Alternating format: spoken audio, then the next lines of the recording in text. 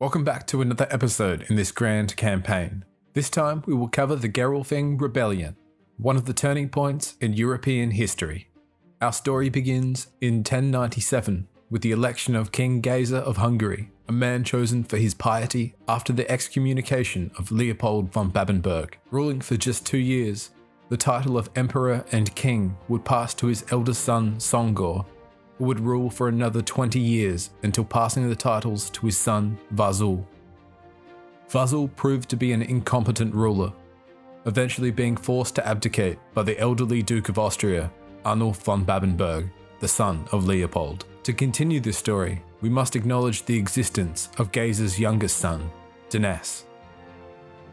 Out of favour with his father, Dines was sent to Constantinople at a young age to be a ward of the Byzantine court. Proving adept at his martial education, he was stationed with the Pannonian Company along the Danubian frontier, honing his skills against Pecheneг raiders and rebellious Bulgars. By 1110, Dines had gained a reputation for effective military command and was personally selected by Emperor Alexios Komnenos to join the upcoming campaign against the Seljuks in Syria. Dines wasted no time repaying the faith Alexios had shown in him. When at the Battle of Alexandretta, he distinguished himself by capturing the Seljuk commander, Ismail ibn Imam-ad-Din. In the wake of the Byzantine victory at Alexandretta, Dines and the Pannonian Company captured many towns on the Syrian coastline, including the important cities of Antioch and Tripoli. As a reward for his stunning campaign, Alexios left Dines in command of Antioch and married him to his youngest daughter, Constantine. Alexios would return to Constantinople in triumph, where, in 1119, he would die peacefully. During his 36-year reign, Alexios fathered no legitimate sons. However, his daughters had provided 2 candidates to the throne. The first was Jarpulf Stenkilling, captain of the Varangian Guard, son of Eric II of Sweden and Alexios' oldest daughter, Petronia. The second was the 6-year-old Almos, son of Dines and Constantine. Dines was swift in laying claim to the throne for his son. Jarpulf and the Varangians attempted to take the throne by force, with vicious street fighting taking place in Constantinople between the Pannonians and the Varangians. The fighting was quelled and opposition crushed when Dines slew Jarpulf, forcing the rest of the Varangians to flee the city. With the rebellion dealt with, Almos I began his rule in February of 1119, the first of an Arpad lineage in the Eastern Roman Empire that would last for 300 years. We now return to events unfolding in the Holy Roman Empire. In 1137, Dines's nephew, the Holy Roman Emperor and King of Hungary, Vasul Arpad, was deposed by the Duke of Austria, Arnulf von Babenberg. As a result of Vasul's abdication, the titles of East and West Franconia fell to Dines, who immediately, thanks to his vast wealth from his conquests in the East, became influential in imperial politics. On the 22nd of February 1146, Arnulf von Babenberg would die, and Dines secured the title of Holy Roman Emperor for himself. Now an old man, and with his dynasty in control of the 2 realms, Dines set about securing Arpad control over the empire. With lavish gifts, he bribed the other princes to ensure his son Almos would inherit on his death. However, resistance was fierce to the idea among the German princes. The Guthkeleds of Westphalen and Swabia, as well as the Gerulfings of Julich, allied themselves with the Duke of Austria, Arnulf II. The tense situation within the empire was made worse when Vasul Arpad died. His next male descendant through his sister was Miklos Guthkeled, the young Duke of Swabia. However, the Duke of Nitra, Vasul Arpad, also claimed the throne and overthrew his young cousin with the aid of Dines. This insult to the Guthkeleds could not go unpunished, and was all the justification needed for Dirk Gerulfing, who called on his allies and launched the war that would become known as the Gerulfing Rebellion. Together with the help of Cornel Guthkeled, the Duke of Westphalen, Dirk invaded Dines's holdings in Franconia. Caught by surprise and unable to contest with the might of both dukes on his own, Dines retreated towards Allied Bavaria.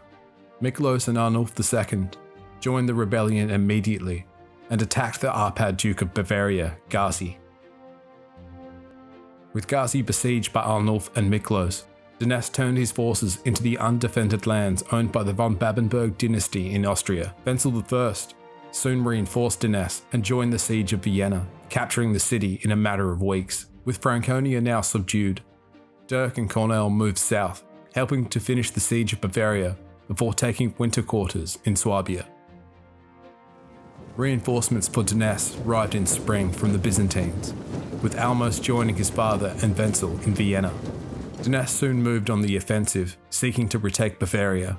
Upon hearing the news of Doness's movements, Dirk marched his army quickly to meet them. As the weather improved, and with their armies now gathered, the two sides approached the village of Armstetten, and on the 18th of June 1150, the battle to decide the fate of Germany began. On the Gerulfing side, Dirk took command of the centre, with his veteran pike formations forming a solid wall of steel. On the right, Cornel Guthkeled commanded a group of men-at-arms backed by crossbowmen and a majority of the German heavy cavalry. On the left, Miklos Guthkeled was in charge of the levied infantry, lightly armed and armoured, but backed by Swabian knights to boost the morale. For the Arpads, the centre was commanded by Almos, with a mixture of Franconian and Byzantine infantry, as well as Balkan skirmishers armed with javelins and short bows. On the left stood the Hungarian forces. Spear-armed levies formed the bulk of the line, with lighter Hungarian cavalry patrolling the flank. On the right, Doness commanded the crack force of the Pannonian Guard, which included heavy infantry and the fearsome Byzantine heavy cavalry. With the battle lines formed, as if in unison, both sides ordered their men forward. On the left of the Arpad line, the Hungarians soon came under crossbow fire, stopping the advance in its tracks. Wenzel charged his light cavalry, dispersing the crossbows, but soon found themselves countercharged by the Swabians. The heavily armoured Swabians could not hope to catch the Hungarians, but neither could the Hungarians contend with the armoured Swabians. Nevertheless, the Arpad attack on the Hungarian flank had stalled. In the centre, the pike formations of Dirk had similar trouble dealing with the light infantry of the Byzantines. But with ammunition running low, and the discipline of the pikes holding firm, they had no choice but to fall back in the face of their steady, though slowed advance. On the right, Doness's troops advanced quickly, outpacing his allies and leaving himself dangerously exposed. Once in combat, the Pannonian Guard began making short work of the opposing German infantry. With the infantry in dire need of support, Miklos sent his cavalry forward. He would lead the German heavy cavalry in a great charge. Doness immediately committed his cavalry in response, and soon German knight and Byzantine cataphract were locked in deadly combat.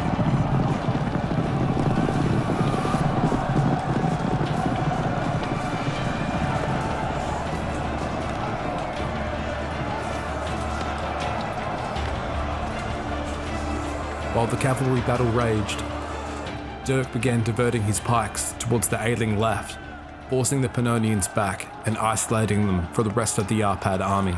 Cornel, on observing the battle, led his German knights towards the left and through the gap in the battle line. With his beloved Pannonians now in a perilous position, Doness personally led his retinue into the fray, cutting through Cornel's cavalry and turning them back, but at the cost of his own life. Almos arrived too late, and with the help of the two personal guards of the emperors, recovered the body, but the damage had been done. Word spread through the army of Doness's demise. The battle line faltered, and when the Hungarians began pulling back, Almos was forced to give the order to retreat. With the death of Doness, the fighting soon stopped. The Gerulfing rebellion was over. After the battle, Dirk Gerulfing was crowned emperor, offering peace to Almos, but at the cost of his inheritance of the duchies in Franconia.